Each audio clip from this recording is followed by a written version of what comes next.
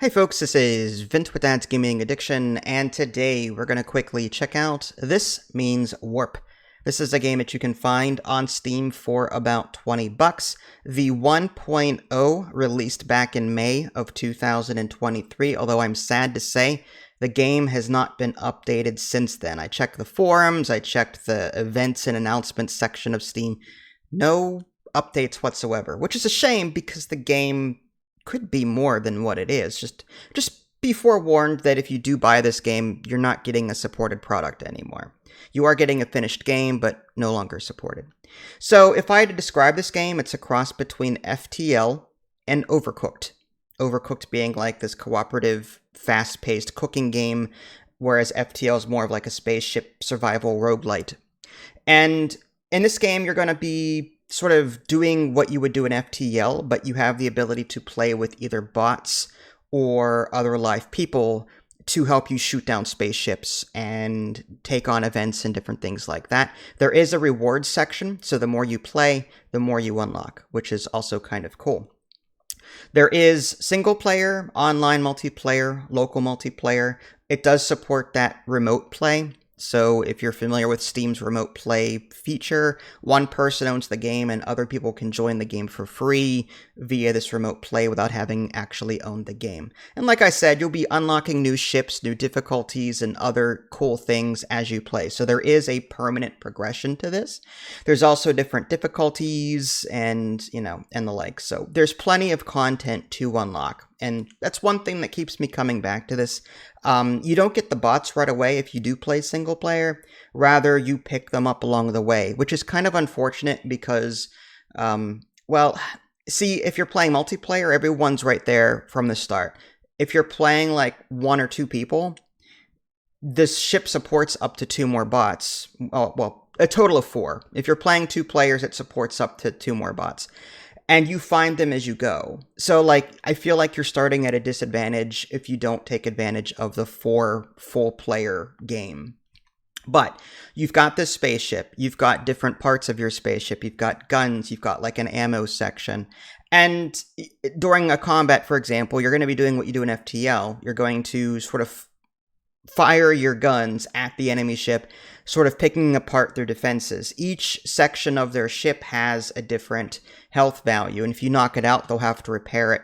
And you have to repair damaged sections as well. If you leave a damaged hull section go without repairing it, it is a permanent, health debuff, so to speak. It cannot be repaired. Your maximum health will decrease, and the only way to get that back in a roundabout way is to increase the maximum health of your spaceship to sort of even it out.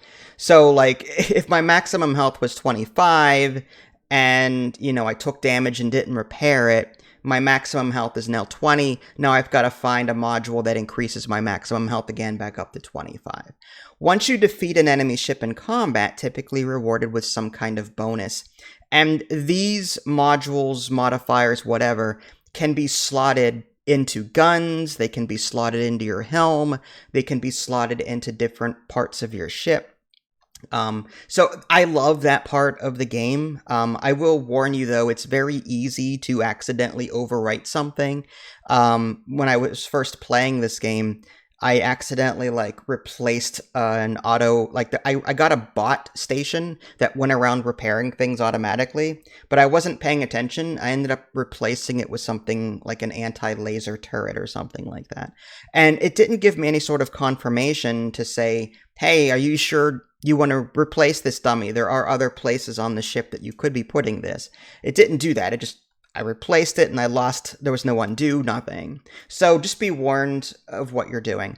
And another complaint that I have is sometimes interacting with things, as a beginner, it's not apparent as to how to do it. For example, when you go to jump to the next sector, or to at least your map, you have to click and hold the button to fill up the yellow bar in your helm station to actually go. Or when you're about to fire your gun, you have to click and hold. If you're about to do something else, sometimes you have to, if you're upgrading a turret, you have to slot the upgrade by holding in 1, 2, or 3, and that puts the upgrade there.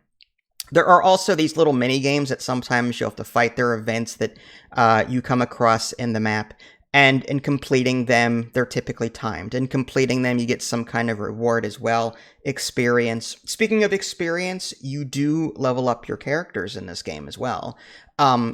Because the game is difficult on a 1 or 2 player scale, because there's no bots right away, typically you don't upgrade very much, which is a shame. But you can upgrade your person in one of 3 areas. There's like combat, there's repair speed, and there's like move speed. So you have to, pick and choose where you want to specialize your characters. And different characters, as you unlock them, also have different starting attributes as well. Some characters have just a faster speed by default. Others are a bit more, I don't know, more combat oriented, so to speak. But yeah, that's the gist of the game. Go from, like, you open up your map and you sort of bounce from sector to sector, just completing these things. And make sure that you explore, because if you don't explore the overall map, you might miss something fairly obvious, like a free bot, a crew join kind of thing, because it is possible to like fight the end boss without picking up the bot crew to help you. That makes that particular match extremely difficult. And when you get these bot invites, it'll be like, choose between 2 different crew members. Do you want to hire this person, or do you want to hire this person? And if you're playing with more than 1 player, it operates on this like vote system, where, people will vote on things, and then if it's tied, it'll just randomly pick one. Once you do get a crew member, you can sort of prioritize them. I want you to do this gun and this gun. I want you to repair this. You can toggle on or off the different things on the ship. You can even hard choose for them by, I think, holding an R or something like that. Once you do beat a level, you'll have to choose a debuff for the next stage, which is, I hate that. I wish I could turn that off. This game is not casual in the least for 1 or 2 people, in my opinion. I still think that that's the problem with almost every game like this that I play. It's always like, it never descales the difficulty for 1 or 2 people. It's always like a 4 player is the intended way to play. And that's a shame, because, like, again, I wish I could scale back the difficulty on 1 or 2 players just so I can have a more casual time. I think I've made it past the 2nd or 3rd stage solo, but that's all I've done. In between stages, like once you complete a sector map, you'll be able to visit this shop, and you can spend money that you earn to buy new turrets. You can buy new upgrades for your ship, and so on. So, like, all in all, this game has some great ideas. It takes some getting used to the controls, like, again, long pressing or long clicking to interact with this thing the way it was intended to. Accidentally blowing yourself out an airlock because you clicked wrong. You meant to pick up the spacesuit, but you ended up clicking on the airlock door, and you shoot yourself into space and die. Luckily, when you do die, there's a respawn cube, or tube rather, and you just respawn there.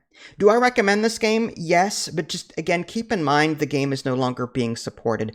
I would recommend this game on a sale, like, say, 50% off, like $10, and then make use of that remote play together thing so that other people can join you for free. I would recommend it at that point. It is a bit janky sometimes, but I do love the upgrade system. I love getting rewards, these little module rewards, and then slotting those modules into various guns and other parts of my ship to decrease cooldown, to increase the health of that particular system, to, do something special. I love that. So it has that FTL gameplay feel, but with an overcooked multiplayer session feeling, whatever. I like it. But like I said, with it no longer being supported, and because it's a bit more balanced for 4 people, this is one of those games where get it on a sale and get some friends together and do that remote play thing. That's what I would recommend doing, but it's fairly enjoyable for what it is. This is Vince. Thanks for watching. I'll catch y'all next time. Take care.